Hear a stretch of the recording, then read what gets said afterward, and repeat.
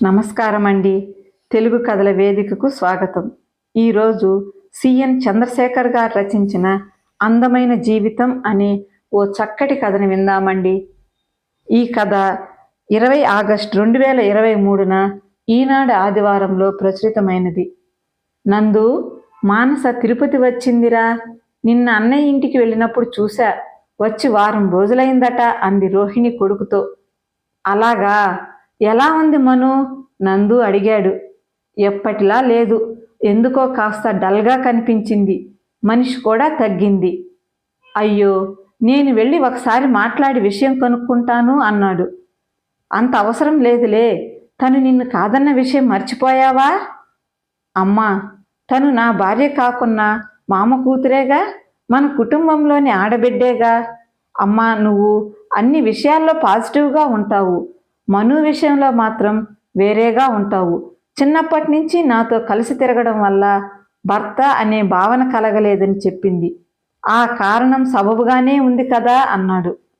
ఉంది, కానీ దాన్ని నా కోడలుగా చేసుకోవాలని ఎంతో ఆశపడ్డానురా. అవన్నీ ఇప్పుడెందుకమ్మా? తనకు పెళ్ళయింది, నాకు పెళ్ళయింది. అందరం హాయిగా ఉన్నాం. బంధాలు నిలుపుకున్నాం. అవసరమైతే ఒకరికొకరు సహాయపడదాం అన్నాడు. శ్యామల కొడుకు వైపు అభినందనపూర్వకంగా చూస్తూ, నీకు ఇంత మంచితనం ఎక్కడి నుంచి వచ్చిందిరా అంది. మీ నుంచే అమ్మా.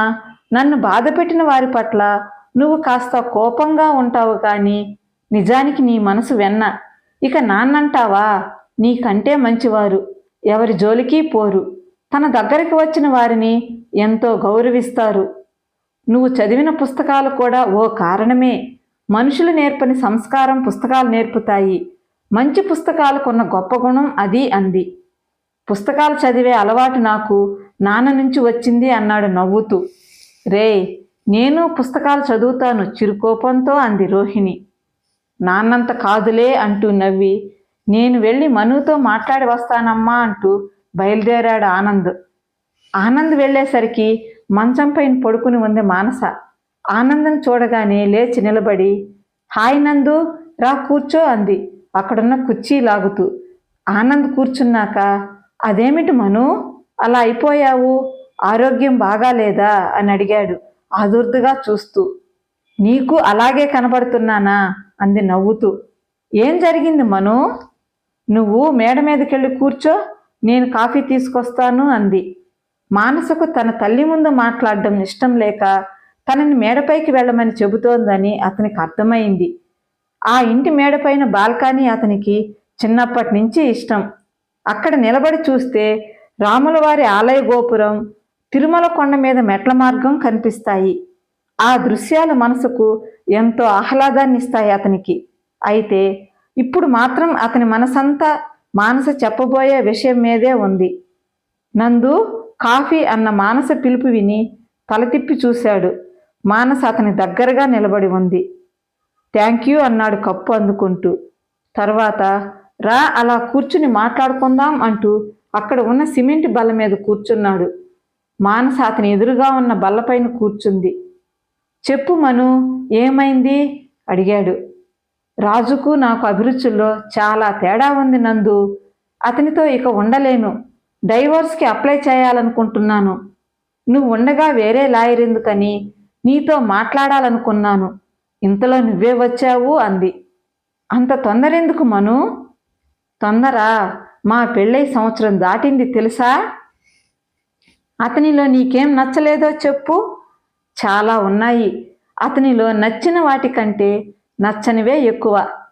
ఓకే, ముందుగా మనందరికీ అతనిలో నచ్చిన పాయింట్స్ గురించి మాట్లాడుకుందాం, సరేనా అన్నాడు. అలాగేనన్నట్లు తలూపింది మానస. అతను అందగాడు అవునా? మళ్ళీ తలూపింది మానస.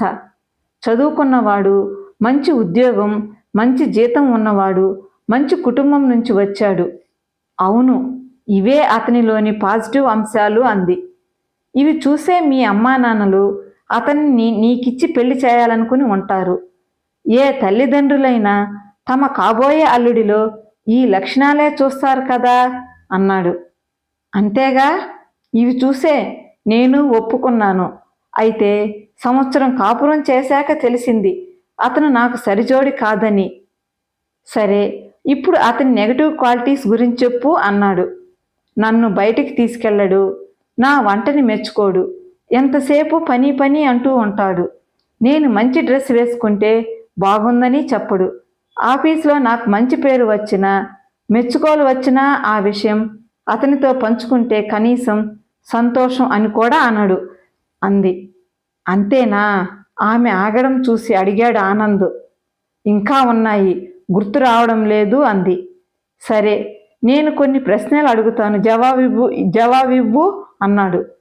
అడగమన్నట్టు చూసింది మానస. అతనికి సిగరెట్టు, మందు తాగడం అలవాటుందా?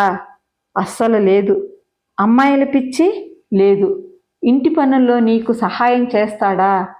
వంట పనిలో చేయడు, అయితే మిగిలిన పనంతా అతనే చేస్తాడు. ఆ విషయంలో నాకు కంప్లైంట్స్ లేవు అంది.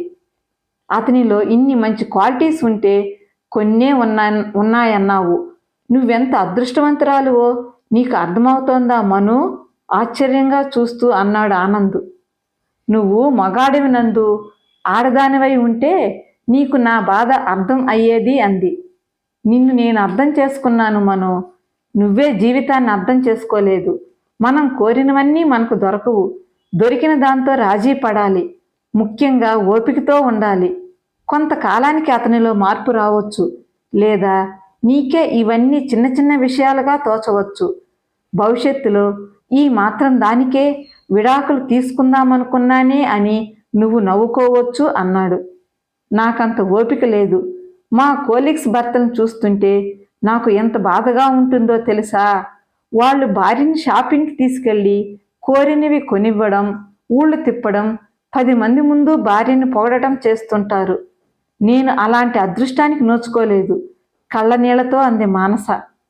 పక్క వాళ్ళతో పోల్చుకోవడం వల్లే చాలా సంసారాలు పాడవుతున్నాయి. పైకి అలా కనిపిస్తుంటారు కానీ వాళ్ళ మధ్య ఎన్ని సమస్యలున్నాయో మనకు తెలియవు కదా.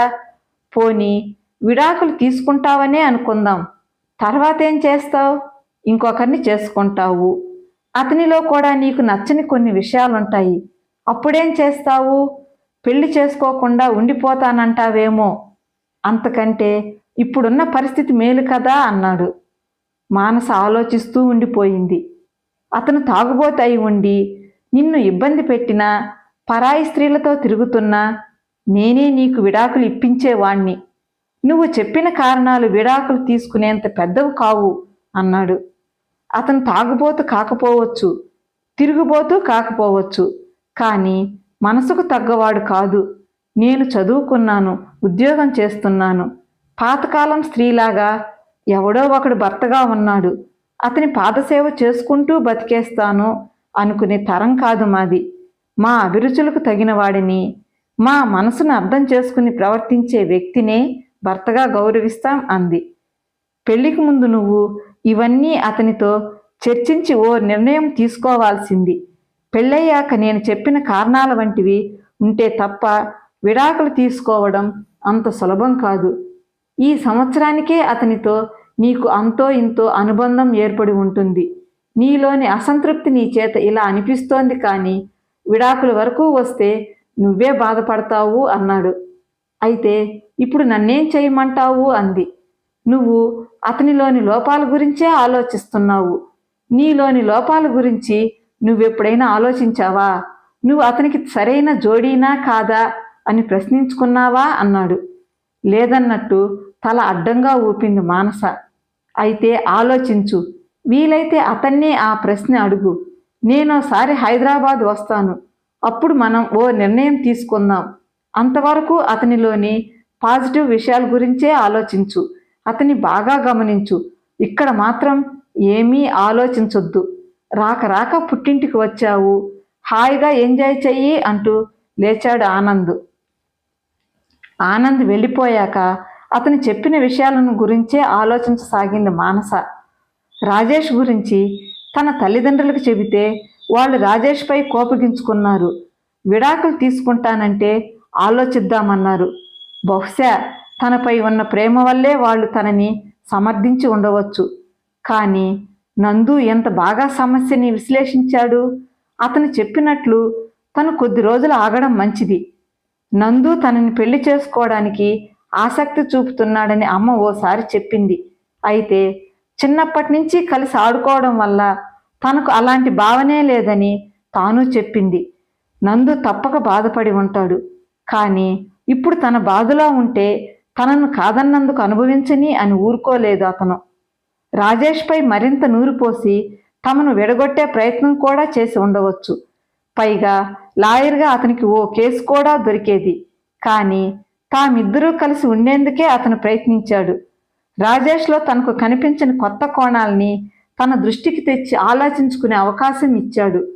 నందు, నీ మంచితనానికి మనిషితనానికి హ్యాట్సాప్ అనుకుంది మానస. తను ప్రయాణిస్తున్న ట్రైన్ హైదరాబాదుకు దగ్గరవుతుంటే స్టేషన్కి వచ్చి రిసీవ్ చేసుకుంటాడేమో అని ఆశపడింది మానస. అయితే అతను రాలేదు. నిరుత్సాహంగా క్యాబ్ బుక్ చేసుకుని ఇల్లు చేరింది. తలుపు తీసిన రాజేష్ కళ్ళల్లో వెలుగు కనిపించింది ఆమెకు. త్వరగా ఫ్రెషప్ అయ్యి ల్యాప్టాప్ ముందు కూర్చుంది. అతను కాఫీ తయారు చేసి ఆమె చేతికిచ్చాడు. థ్యాంక్ యూ అంటూ ఆనందంగా అందుకుంది. రాజు, కాస్త టిఫిన్ ఆర్డర్ చేస్తారా అని అడిగింది కాఫీ తాగుతూ. నేను ఉప్మా చేశాను. ఆశ్చర్యంగా అతని వైపు చూసి, మీకు ఉప్మా చేయడం వచ్చా అని అడిగింది. నేను చెన్నైలో పనిచేస్తున్నప్పుడు మా అమ్మ దగ్గర నేర్చుకున్నాను అన్నాడు. తర్వాత ఆలోచిస్తే అతను స్టేషన్కి రాకపోవడంలో న్యాయం ఉందనిపించింది. తనకంటే అతనికి ఆఫీస్ పని ఎక్కువ. తనని రిసీవ్ చేసుకోవాలంటే అతను తొందరగా లేవాలి, అంత దూరం ప్రయాణించాలి, తర్వాత మళ్ళీ తిరుగు ప్రయాణం. అప్పుడే అలసిపోతే రాత్రి 11 వరకు పని ఎలా చేస్తాడు? పైగా ఉదయాన్నే అతనికి కాల్స్ ఉంటాయి. అందుకే అతను స్టేషన్కి రాలేదు. కాల్స్ చూసుకుంటూ కాఫీ టిఫిన్ చేయడం వల్ల తనకు పని తగ్గింది. ఎటూ క్యాబ్ బుక్ చేసుకుని తను రాగలదు అనుకుంది. చాలా కాలం తర్వాత ఓ రోజు ఆఫీసులో అడుగుపెట్టింది మానస. కోవిడ్ నేపథ్యంలో ఇంటి నుంచే ఆఫీస్ పనిచేసింది ఇన్నాళ్ళు. ఆ రోజంతా పని కోలీగ్స్తో మాట్లాడుకుంటూ పనిచేసుకుంటూ ఆహ్లాదంగా గడిపింది. కోవిడ్ సమయంలో మమ్మల్ని పిలవకుండా పెళ్లి చేసుకున్నావు కాబట్టి మాకు పార్టీ ఇవ్వాలి అంది కోలీగ్ మమత. ఇంకా కోవిడ్ పూర్తిగా పోలేదుగా, నెమ్మదిగా ఇస్తాలే అంటూ అప్పటికి ఆ విషయం దాటవేసింది. లంచ్ సమయంలో కోలీగ్స్ మాటల వల్ల వాళ్ళలో చాలామంది తమ వైవాహిక జీవితంలో అంత సంతోషంగా లేరని కొద్ది రోజుల్లోనే అర్థమైంది ఆమెకు. సరయు భర్త తాగుబోతు, సంపాదించిన డబ్బంతా తాగుడికే ఖర్చు పెట్టేస్తాడు. మాధవి తన భర్త కేబరే డాన్సులు చూడ్డానికి వెళ్తుంటాడని వాపోయింది. ప్రేమించి పెళ్లి చేసుకున్న లత అత్తమామల ఆరళ్లకు గురవుతోంది. ఆమె భర్త కూడా తన తల్లిదండ్రులకే సపోర్ట్ చేస్తుంటాడు. చాలామంది మగ కోలీగ్స్ బేషజాలకు పోయి తమ ఆదాయం కంటే ఖర్చులు ఎక్కువ చేసి మానసును అప్పడగటం, ఆమె లేదని చెప్పడం జరుగుతోంది. అలాంటి సందర్భాల్లో ఆమెకు రాజేష్ గుర్తొస్తున్నాడు. రాజు డబ్బు విషయంలో జాగ్రత్తగా ఉంటాడు. దుబారా ఖర్చులు చెయ్యడు. దురలవాట్లు ఎటూ లేవు.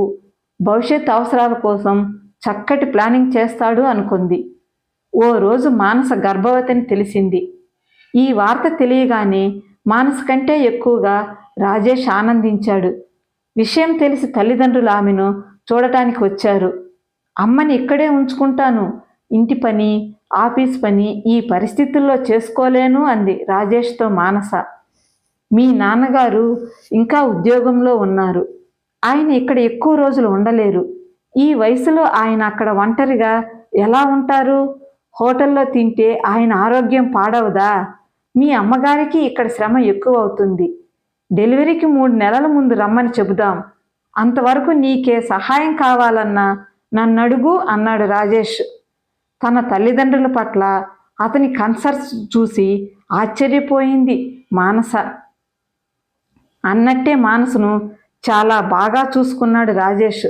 డాక్టర్ దగ్గరికి చెకప్ తీసుకెళ్లడం, మందులు పండ్లు తెచ్చివ్వడం చేసేవాడు.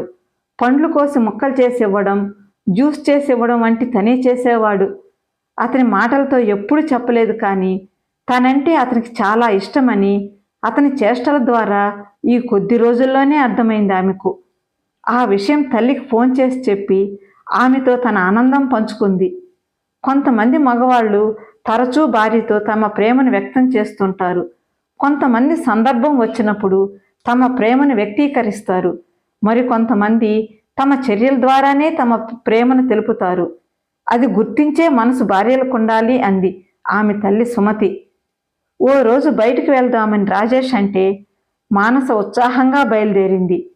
ఓ పేరున్న కంపెనీ కడుతున్న అపార్ట్మెంట్ దగ్గరికి తీసుకెళ్లి మోడల్ హౌస్ చూపించి ఆమెకు నచ్చితే కొందామని చెప్పాడు. కొద్ది రోజులు ఆలోచించి కొందామని ఇద్దరూ నిర్ణయించి వెళ్ళి అడ్వాన్స్ కట్టారు. ఆ ఇంటిని తమ పేరు మీదనే కొంటున్నాడని తెలిసి వారించబోతే రాజేష్ వినలేదు. మరుసటి రోజు మిమ్మల్ని ఓ మాట అడుగుతాను, నిజాయితీగా జవాబు చెప్పాలి అంది మానస రాజేష్తో.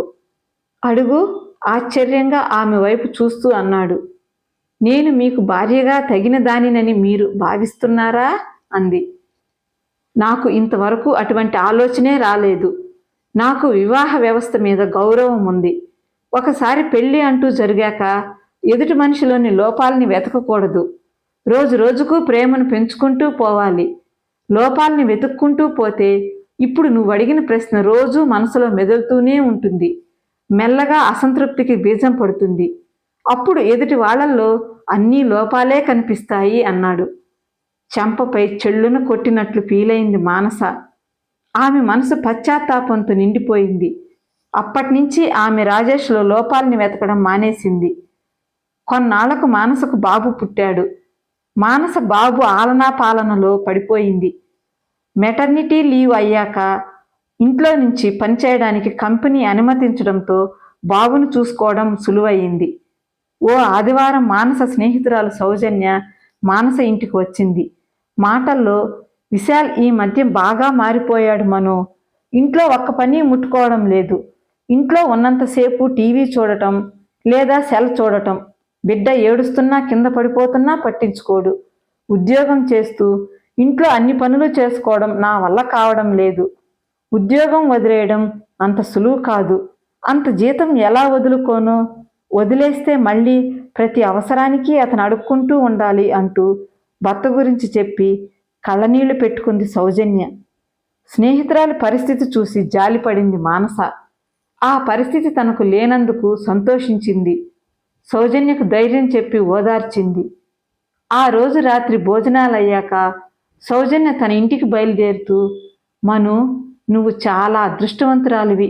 రాజేష్ నిన్ను ఎంత బాగా చూసుకుంటున్నాడో ఈ ఒక్క రోజులోనే నాకు అర్థమైంది. ఎన్ని పనులు చేస్తున్నాడు. ముఖ్యంగా చిన్నపిల్లల పనులంటే కొంతమంది మగవాళ్ళు విసుక్కుంటారు. రాజేష్ ఓపికగా బాబు పనులన్నీ కూడా చేస్తున్నాడు. నాకు చాలా సంతోషంగా ఉంది అంది. అవునన్నట్టు తలూపింది మానస. బాబుకు 2 ఏళ్లు దాటాయి. వాణ్ణి ఎంతసేపు ఇంట్లోనే ఉంచుకుంటే వాడికి బయట ప్రపంచం ఎలా తెలుస్తుంది? మనం ఎక్కడికైనా వెళ్ళొద్దాం అంది మానస రాజేష్తో ఓ రోజు. రాజేష్ వెంటనే ఒప్పుకున్నాడు. అప్పటినుంచి 6 నెలలకోసారి టూర్లకు వెళ్ళసాగారు. కొన్ని నెలల తర్వాత కొత్త ఇంట్లోకి గృహప్రవేశం చేశారు మానస రాజేష్లు. నేను 45 ఏళ్లప్పుడు ఇల్లు కట్టాను. నువ్వు 30 ఏళ్లకే ఇంటి ఓనర్ అయ్యావు. నాకు చాలా సంతోషంగా ఉంది అన్నాడు మానస తండ్రి భాస్కర్. మీకు ఉమ్మడి కుటుంబ బాధ్యతలు ఉండేవి కదా నాన్న. మాకు బాధ్యతలకు ఇరువైపులా లేవు. అందుకే కొనగలిగాం అంది మానస. సిటీలో మీకు తగ్గ ఖర్చులు మీకుంటాయి కదా. అయినా ఇది అల్లుడు గొప్పతనం. ఆర్థిక సంబంధమైన విషయాల్లో చక్కటి ప్లానింగ్ ఉంది అతనికి అన్నాడు భాస్కర్. తండ్రి తన భర్త గురించి గొప్పగా చెబుతుంటే మానసకు గర్వంగా అనిపించింది. గృహప్రవేశానికి ఆనంద్ తన భార్యతో వచ్చాడు.